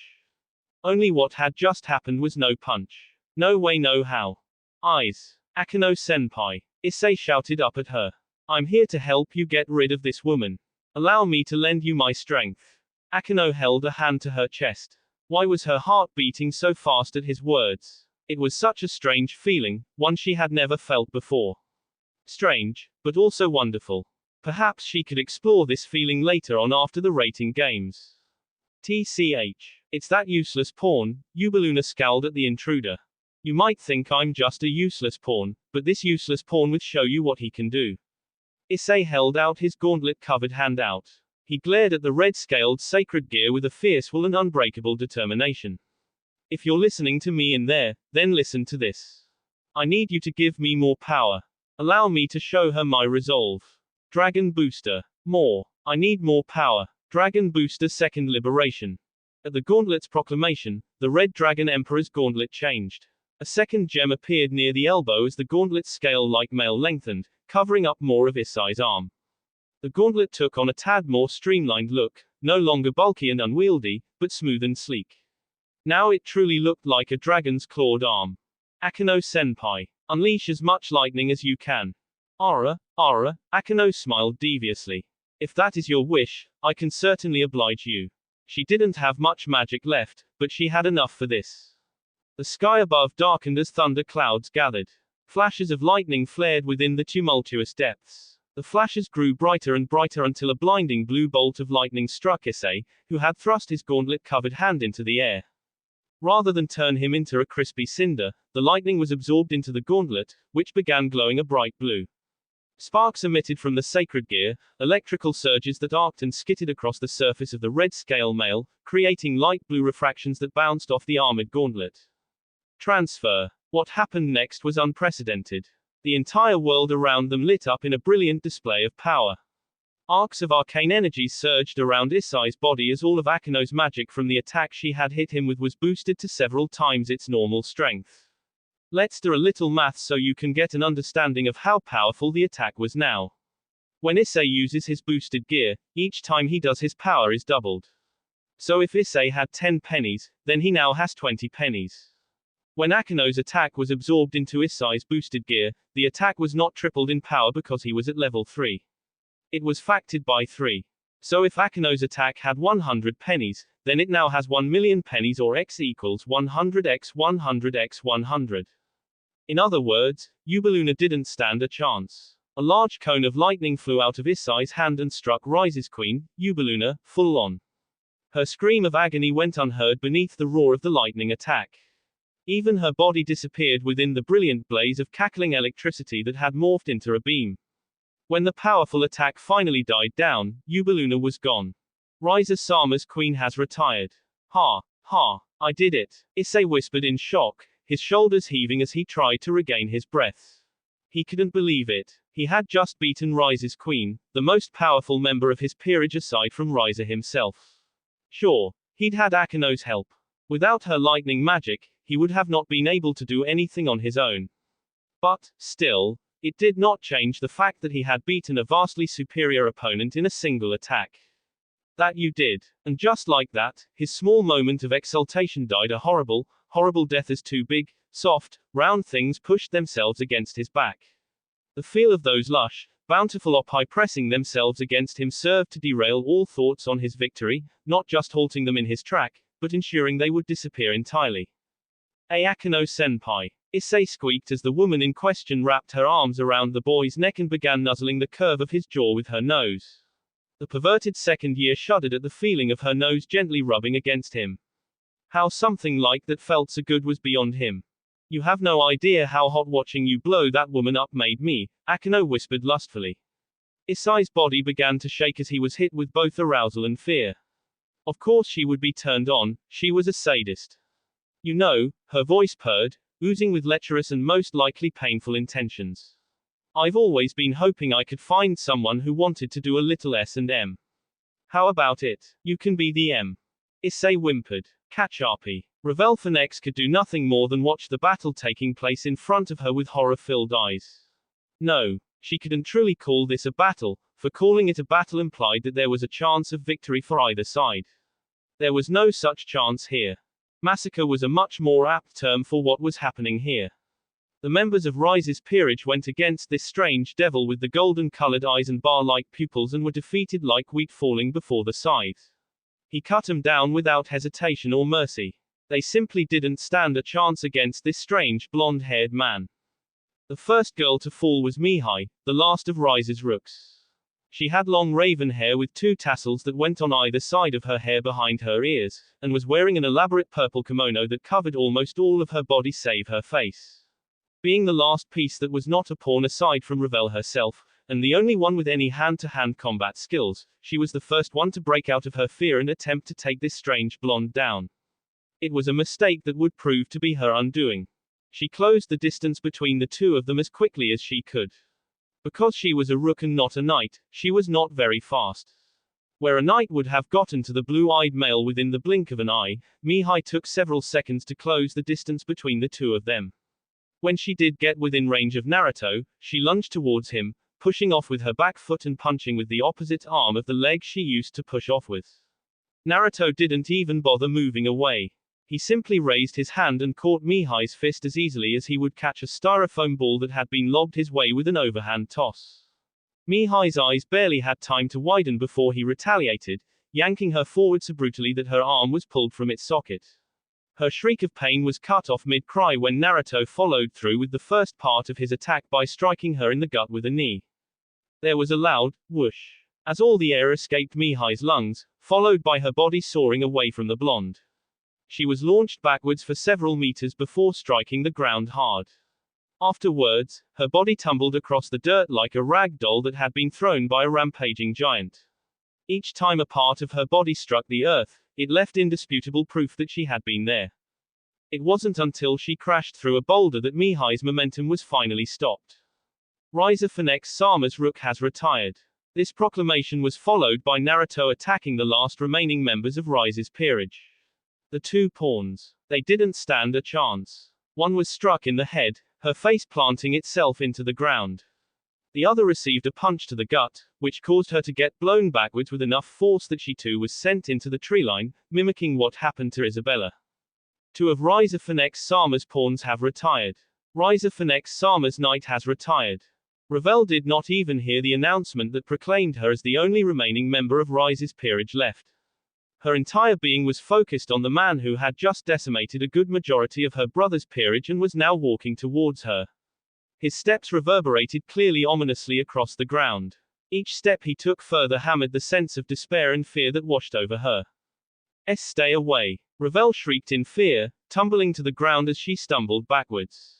Naruto did not heed her words and continued marching towards her, forcing Ravel to crawl backwards in order to keep the distance between them. This stopped when she found her back against a tree.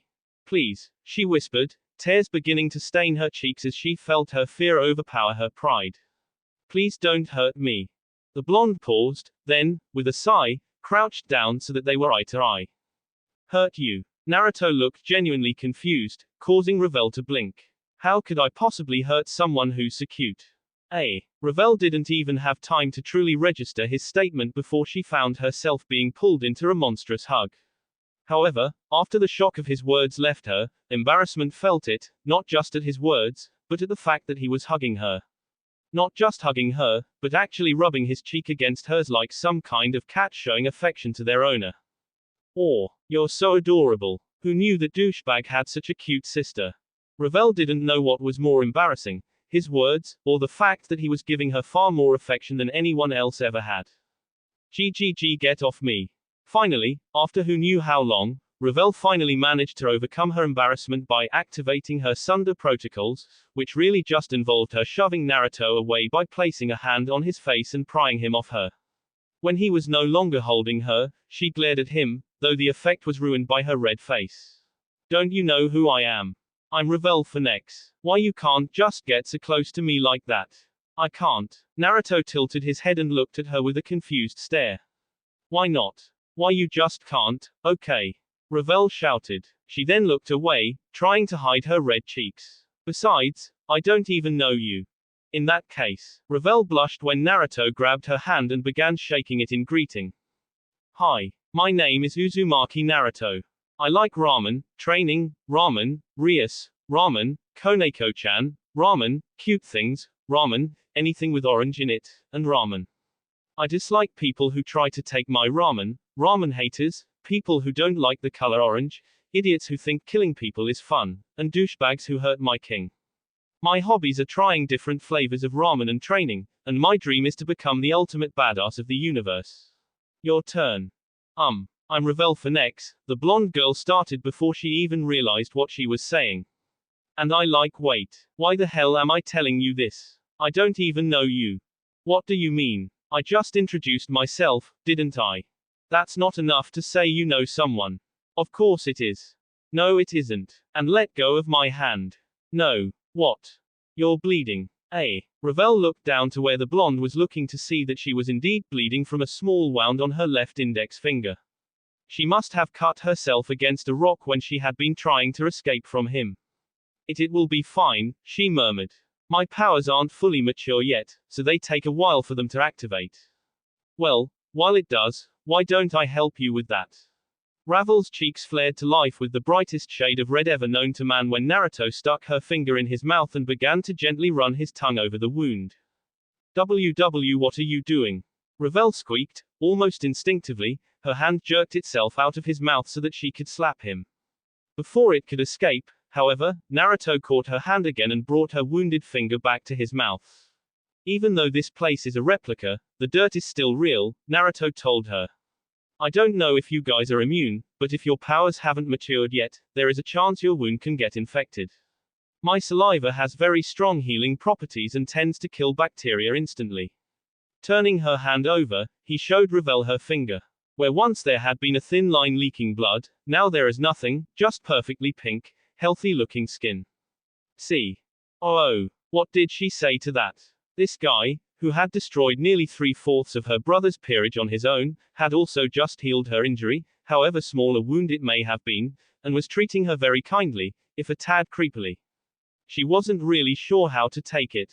An explosion rocking the area caused Naruto and Ravel to look over at the new school building's roof, where they could see a battle taking place between Rias and Riser.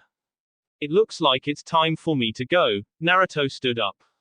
I would suggest you stay here. I would hate to see you get injured by one of my friends. As Naruto began to walk away, Ravel threw him the question she wanted, no, that she needed to know. Are you going to kill my brother? No. Naruto didn't even pause as he continued walking. I detest killing, and would never kill someone unless I had no other option, but I am going to kick his ass for what he put Rias through. If you don't want to watch, I suggest retreating to a safer distance. And just like that, the strange man who had mercilessly tore through several of her brother's servants and treated her with an unusual amount of kindness was gone. Slowly, a blush began to form on her fair cheeks. Catch RP. Rias winced as another of Rise's flame attacks bashed against the magical shield she had created. Fire licked at the edges of the red barrier that was shaped in the form of a magic circle with the Gremori family crest in its center. Even though the attack was blocked, Rias could still feel the heat coming from it. The intensity was enough that she was almost afraid of getting burned despite having blocked the attack. When the attack died down, the shield dropped and Rias gasped for breath. The act of blocking one of Rise's attacks had taken a lot out of her, more than it should have, were it not for the fact that this was only one of merely a dozen such attacks she had already blocked. She was tiring, her body was running out of energy and her magic pull depleting. If this kept it, she would undoubtedly lose. Boku-san, Asia whispered worriedly behind her red-haired king as she looked for injuries. Rias had certainly seen better days. A good portion of her clothing had been burnt off, much of her left breast was exposed, her skirt was burned up one side, revealing all of her milky thigh and black lace panties. The left sleeve on her arm was gone while the right was in tatters. The state of her clothes truly reflected her own inner state. That's a good look for you, Riser said with a lecherous grin as he blatantly ogled Rias' exposed chest. Despite not having much, if any, modesty taboos, the redhead quickly crossed an arm over her breast to cover it. Having Riser stare at her like that made her feel dirty and tainted. Shut up, Riser. A dark reddish-black orb of pure destruction formed in front of her. With naught but a thought, she sent it hurtling towards the arrogant blonde. The attack struck him in the face, burning straight through his head. How long are we going to continue this pointless battle? Asked Riser as flames erupted along the half of his head that got destroyed. In less than a second, all the muscles, bones and organ had regenerated and the skin re-knit itself until it looked like her attack had never hit him. Rias, just give up. You know that you can't beat me. Rias grit her teeth, frustration and hopelessness mixing within her. She hated the fact that she was beginning to think Riser was right. None of her attacks had done any lasting damage. While they may have been on equal grounds at first, Riser had long since gained the upper hand. Despite this, she opened her mouth to give a retort.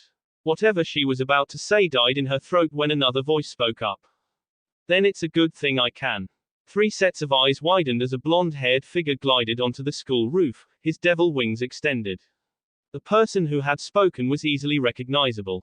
If the spiky blonde hair didn't tell everyone who he was, then those whisker marks on either side of his cheek certainly did the job of informing those present of his identity.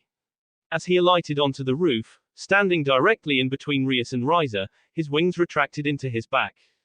Naruto! Rias exclaimed with a relieved smile parting her beautiful face. He was certainly a sight for sore eyes. Despite having confidence in his strength, she had always been worried that something might have gone wrong on his end, that he might have been hurt. Seeing him standing before her made her feel like the world had been lifted off her shoulders. Hey! Naruto turned his head to look back at his king. His face was set into a rather famous Uzumaki smirk, which was something of an infamous look back in the elemental nations. Many an enemy had run across that smirk right before being defeated by a Rasengan to the face. Not that Rias would know this. Sorry I'm a little late, but you know how these things go. The hero always arrives at the last second. Rias could not help but give a giggle at Naruto's casual attitude even in the face of battle. It is just like him to say something like that when he was about facing off against a potentially stronger opponent. The moment of casual brevity ended when Riser gave a slow, mocking clap. The blonde turned his attention to the arrogant-looking man, glaring at him with narrowed eyes and a serious frown. Bravo, bravo. You guys managed to defeat my peerage and only had a single casualty. It looks like I greatly underestimate how much can change in 10 days. But, just because you guys have gotten stronger, do not think it means you've won. Compared to me, my peerage is weak. I can take all of them on by myself. Even if all of your peerage was here and in perfect shape, you would still lose. Riser Phoenix, Naruto intoned, his lips thinning. I am going to give you one chance, just one chance to resign. Riser looked almost amused by the statement. And if I don't? Then I am going to kick your ass so hard you'll never be able to shit again without needing a bedpan. How crass, Riser scoffed. You don't have what it takes to beat me, but you're welcome to try. Maybe your defeat will get Rias to finally see reason and accept our marriage. Naruto's glare hardened for a moment before he turned to his king. Rias, I need you to take yourself and Asia away from here. This place is about to become a battlefield, and I would rather you two not get caught in the crossfire. I really don't think that's a good idea, Rias told him, looking worried. How could she not with what he just said? Riser's powers are incredible. Even after all this time none of the damage I've given him has lasted for more than a second. If we're going to beat him, then you'll need my help. Naruto was silent for a moment. Do you trust me? You know I do, Rias said. There is no hesitation in her voice, and it filled with him joy to know that she trusted him so much. Then trust that I know what I'm doing. Naruto looked at her, willing her to understand his thoughts and desires with eye contact. I can beat Riser, but I can't afford to have anyone else in my way. You and the others would only be a liability at the moment. Rias frowned at his words. She knew he wasn't saying them as a slight against her abilities. There was something else going on here, something she wasn't quite getting. It was at the edge of her mind, and as she tried to puzzle out his words, she remembered a conversation they had several nights ago when she had let him into her confidence. Sealing is nearly limitless in its application. A true master of sealing can seal away anything. Items, power, elements, you name it. With seals one could even seal away certain aspects of the world, like time for instance. Her eyes widened. Naruto, did you? I did. Naruto gave her a confident smile. Slowly, Rias found herself smiling back, until she realized something. But wait, if you completed that seal, then wouldn't be better if we attacked him together? No. There was a complication with the seal so I had to change it, Naruto said before looking at her with steel in his eyes. Trust me when I saw that it will be better if everyone else is as far away from this building as possible, and trust me when I say that I will defeat Riser for you. Rias nodded slowly. I trust you, Naruto, which is why I'm going to leave it to you, but please, she added in a pleading tone, be careful. I don't want to see you get hurt. Her answer was a slowly formed half smile. I'll do my best. Knowing she wouldn't get anything else out of her servant, Rias grabbed onto Asia and flew off the building. You don't think I'm going to let you get away, do you? Asked Riser as he took aim at Rias. Just as fire began forming on the tips of his fingers, a chain wrapped around his arm and jerked it off course. The fire flew off wildly, disappearing in the air after it reached a certain distance. Riser's eyes widened as he looked at the chain, then followed it along its path until he saw it disappearing underneath Naruto's sleeve. This fight is now between you and me, Riser, Naruto intoned seriously. There was none of the usual playfulness in his voice. This wasn't the time or the place for light-hearted banter. No one else is going to be involved. HMPH, Riser scoffed. Fine then, I'll just defeat you and then force Rias to submit. Maybe if I kill you, it will make her realize how hopeless her situation is. Naruto scowled as he slowly began making hand seals. I wouldn't talk about killing a person so easily in my presence. It tends to make me very angry. Like I care. Riser laughed. What are you going to do? Pantomime me with those strange hand gestures of yours? No, I'm going to do this. Sealing art, divine sealing of the four elements. After saying this, Naruto slammed his hands into the ground. From underneath his fingertips, thousands upon thousands of strange symbols and lines spread across the ground. A never-ending pattern of elegantly drawn markings that worked their way around the building, until the entire surface became covered in black, inky lines. What is this? Riser frowned. Naruto did not answer. Instead, he simply watched as, quite suddenly, a purple, four-sided barrier sprang up around the dome. The lines, which had stopped flowing across the school grounds, suddenly began crawling up the purple dome, encasing the entire area in a giant sealing matrix with the new school building at the center. Activate. Naruto winced as he felt the last bit of his senjutsu chakra leaving his system. He had hoped it would last a little longer, but considering he had not been able to gather much guessed he should have expected this. With his sage mode no longer strengthening and empowering him, Naruto felt exhaustion creep over him. It was a deep-seated fatigue that made even lifting his hand feel like a chore. That was one of the disadvantages to using sage mode. It granted the user incredible strength, speed and perceptions, but left the sage exhausted once it deactivated. Thankfully, Riser was in much the same position. What the hell did you do? Riser cried out in shock and fear. No doubt he was feeling the effects of the seal. Naruto gave a dark chuckle. What's the problem, Riser? Naruto chuckled some more as he stood up. Feeling a little weak, perhaps a tad tired. Riser was glaring at him, but if anything, that look he was giving only made this moment that much more sweet. It helped that behind that glare, Naruto saw the first signs of panic entering the older man's eyes. Are you scared? Riser sneered. There's no way I would be scared of you. Even if you no longer have your famous Phoenix regeneration anymore. What? Riser's whispered word was just barely audible, but Naruto still heard it. He grinned darkly. That's right. This seal, Naruto gestured around at the most complex sealing array he had ever created that surrounded them. Seals off all devil powers, even ones that are genetically inherited. He grinned darkly at Riser, whose eyes had widened. Right now, you're no stronger than a normal human. That's not possible, Riser shouted, his eyes wide in denial, shock and fear. What you say is impossible. No one can take away my powers like that. You're just trying to psyche me out. Well, it won't work, you little. Riser's words were cut off when a kunai whizzed past his face, slicing into his cheek. Blood began trickling down his face and dropping from his jaw. The wound didn't heal. You're looking a tad pale, Duchy, Naruto said, grinning a death grin as he saw Riser begin to shake at the sight of his own blood. The words were enough to snap Riser out of his fear-induced freak-out and glare at the blonde. This is nothing. It doesn't matter. I'm still going to kill you. I won't be defeated by some low-class, no-name devil like you. Naruto just smiled. We'll see about that. Cachoeira. Even though she had said she trusted him, Rias was still very worried about Naruto. When the barrier went up, that worry increased phenomenally. Was Naruto going to all right? What if he got injured during his fight with Riser? What was going on inside this barrier? All questions without answers. For someone who cared so deeply for her peerage that they were more like member of her family than servants, and who would admit that Naruto was quite possibly something more than that, it was a nerve-wracking experience. Naruto-san will be okay, Asia assured Rias. The redhead blinked, then looked at the blonde girl, who gave her a bright smile. I'm sure of it. Naruto-san is really strong, right? He'll be fine. I know he will. Rias smiled at the girl and ruffled her hair.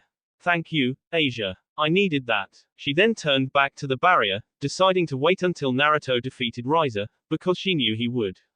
He had promised her. While she was willing to just stand there and wait, one of them wasn't. Arg. I can't see anything. Issei complained as he and the others stood outside the large, square barrier. What's going on in there? He moved forward to touch the barrier, maybe to try and push his way through it, when a hand grabbed his wrist. I wouldn't do that if I were you, Akeno warned him. Issei just looked at her blankly for a second before the sadist of the dysfunctional little family picked up a rock and tossed it at the barrier. The rock burst into black and purple flames before dissolving entirely. I don't know what kind of barrier spell this is, but it looks like it destroys whatever it touches. Issei gulped and quickly backed away from the purple barrier. Thanks, Akeno-chan. You foo. You're welcome. Cachoeira. Despite his thoughts to the contrary, the battle between himself and the heir of the Phoenix clan was a hard-fought one. Despite Riser being far too reliant on that regeneration ability of his, it did not mean he had completely neglected other aspects of fighting. Sure, he wasn't the best when it came to hand-to-hand combat, especially with his devil powers, including the physical ones, gone, but Naruto wasn't in much condition to fight either. Physically speaking, the last Uzumaki was fine. He hadn't taken a single injury since the rating game started. Then again, technically speaking, neither had Riser. The difference between their conditions lay less in injury and more in spirit. To be more precise, Naruto was exhausted. With all the Senjutsu chakra he had gathered used up, he was feeling extremely tired. To top it off, he could not use chakra to augment his strength because he just didn't have enough anymore. Like his Senjutsu chakra, almost all of it had gone into creating the seal and that barrier. If he used any more, it was likely he would simply pass out. Or die. Whichever came first. That being said, even physically exhausted and unable to use chakra, it was clear that Naruto was the better fighter. So far he had managed to stay on even grounds with Riser, who had the advantage of not suffering from any form of physical ailment. Ducking down, Naruto felt the wind ruffle his hair as Riser's fist sailed by overhead as the man unleashed a straight hook. It was a very basic attack, one that was easily dodged. He was very lucky that whatever style his opponent had been trained in was extremely predictable. So far he had been able to dodge all of Riser's attacks just by watching the minute twitches in his muscles. Coming up from his couch, Naruto tried to shoulder ram Riser, but was unsuccessful when the man in question backpedaled. Not deterred, the spiky, golden-haired teen followed up his failed attack by moving into a forward shoulder roll. Halfway through the roll's completion, he placed his hand on the ground and used the muscles in his arms to help push his legs into a strong mule kick. This attack landed. Riser, unable to dodge due to how quick the attack came at him and the unpredictability of the move itself, was forced to cross his arms and take the hit. There was a loud bam. Like the sound of a gunshot going off as boot met arm and the child of Phoenix stumbled back several steps. Twisting his body like a gymnast, Naruto landed on his feet and retook his stance. "You're looking tired, douchebag," Riser twitched at the insult. "What's wrong? Can't continue." As if, Riser shouted back. "The only one who looks like they're unable to continue is you." Riser charged forward. Naruto took a step back as the man tried to get in his guard. The straight jab Riser sent towards his face was deftly avoided by subtly moving the arm away by bringing up his left hand and pushing the appendage aside. This left Naruto in the perfect position to counter-attack, which he did with extreme prejudice. Cocking his fist back, Naruto lunged forward and threw a powerful straight at Riser's nose. It was blocked by a forearm. The attack was followed by a loud cracking noise as flesh met flesh, yet Riser did not flinch. Naruto frowned. So far, whenever the Phoenix member had been forced to block or take a hit, he had always winced from the strength behind Naruto's blows. If he was no longer doing so, it could only mean that Naruto was weakening as his muscles began to give out. He would need to end this fight soon or his body would just end up quitting on him. Unfortunately, before he could do anything, Riser's arm twisted and his hand grabbed a hold of Naruto's sleeve. The blonde Uzumaki suddenly found himself being pulled into a powerful punch that smashed into his face. Naruto heard a loud crunch and felt a stinging pain along with something wet flowing down his face that let him know his nose was broken. He stumbled backwards, blinking his eyes to refocus them, only to double over as Riser put another fist into his gut. He. I see, Riser chuckled. Despite those bold words earlier, you're actually pretty tired. I'm going to enjoy making you eat those words by the way. Riser threw a straight punch at him, easy to block and easy to dodge. Naruto should have been able to avoid taking damage with relative ease. Which was why Naruto became shocked when the attack broke his guard and struck him in the face. The force put behind the jab was minimal. Riser was only as strong as a professional athlete without his devil powers, but that was still enough that when the attack struck, it stung. Before Naruto could move, the front of his shirt was grabbed by Riser, who yanked him forward and struck him in the stomach with a knee. The young human turned devil would have doubled over were it not for another strike smashing into his face that sent him backwards. Disoriented and unable to put up much of a fight due to his exhaustion, Naruto was left wide open. What followed next was a beating like no other, at least for this world. Naruto may have gotten worse beatings in his life, that time when Kabuto had nearly killed him came to mind, but that did not change the fact that it hurt a lot. Raiza put all of his strength into each punch and Naruto, whose body was beginning to give out on him from the amount of chakra he had expended, could do nothing more than take it. The beating ended with Naruto dangling above the ground, Raiza's hand clasped around his throat. The older male's muscles trembled as he was forced to rely on his purely human strength, but it seemed he was still stronger than Naruto had given him credit for. This plan of yours is quite good, Raiza complimented. Even his compliments sounded condescending. But not even a plan as sound as this one could be enough to defeat me if my opponent is too weak. You played a good game, but it ends here. Damn it. Naruto swore as he saw Raiza cock his fist back with what was left of his darkening vision. I can't let this bastard defeat me. Rias. In his mind's eye, Naruto saw an image of the red-haired beauty. She had put her trust him in, believed that he could defeat Raiza. Now it was beginning to look like that trust had been misplaced. Single quote. How will I ever be able to look her in the eyes if I lose here? Kuso. Perhaps I could lend you a hand. Naruto's eyes widened as a familiar voice resounded within his soul. Warmth surged through his body before a sudden influx of incredible power coursed through his system, spreading to every cell in his body and giving him more energy than he could ever remember feeling in this world before. What the hell? Raiza screamed in shock, dropping Naruto as a red coat of bubbling chakra erupted around him.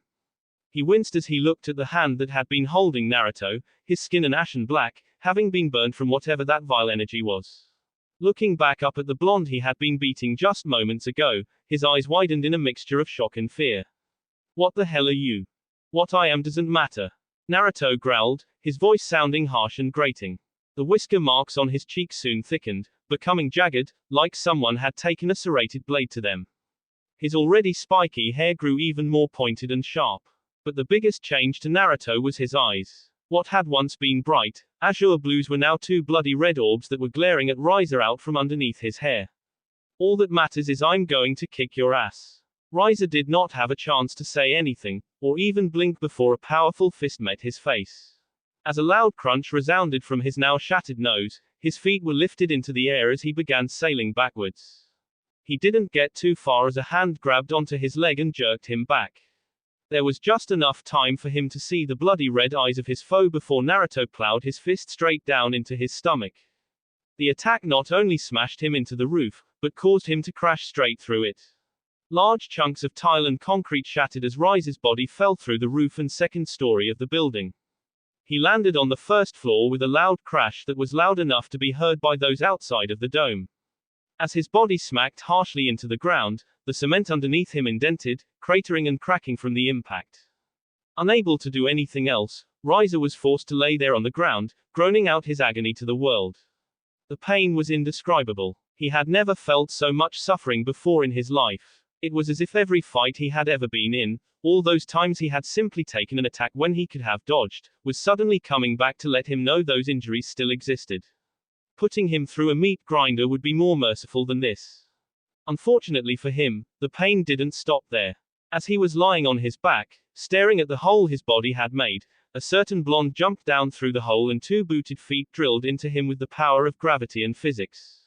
With the wind knocked out of him from the attack, Raiza could do nothing as the blonde cloaked in vile red energy grabbed his hair and began punching him in the face. Each attack hurt more than the last as his skin cracked and burned under the assault from the fiery red chakra. His face felt like it was beginning to cave in from Naruto's punches. Already he had lost several teeth and his nose felt like it had been turned into paste. Naruto. Naruto, stop it. The sound of his name being called by a familiar voice was enough to snap Naruto out of his stupor. The blonde boy turned his head and saw Rias and the other members of her peerage staring at him with wide, shocked eyes. The barrier must have come down from his unprecedented surge of power. Rias, he noticed, was crying. Realizing what was happening, Naruto took a deep breath, willing the power away. Slowly, the red energy that was bubbling around disappeared. Brother. Ravel flew in from the sky on her wings of fire. She took up a position in front of her brother, shielding him from Naruto, who pointed at them both, even though one was completely unconscious. Behind him, Rias and the others were running his way. Listen up. Naruto shouted, his half-lidded eyes glaring down at his fallen foe. This is the only warning I'm going to give. If you want to mess with Rias or any member of the House of Gremory, you're going to have to get through me first. And I won't play as nicely with you as I did this time. Touch my family again and you're going to be in for a world of hurt. Ravel's eyes widened at the declaration. Right before a blush bright enough to outshine the stars spread across her fair cheeks. This boy, he. Naruto. Turning around, Naruto grinned when he saw Rias and the others running towards them. He lifted his arm and gave the group a thumbs up just before all the adrenaline from his power rush left his system. His vision began to fade and he thought he heard screaming, but couldn't be sure. All he wanted to do right now was take a nice, long comment down below. The last thing he saw was red hair and greenish blue eyes crying for him.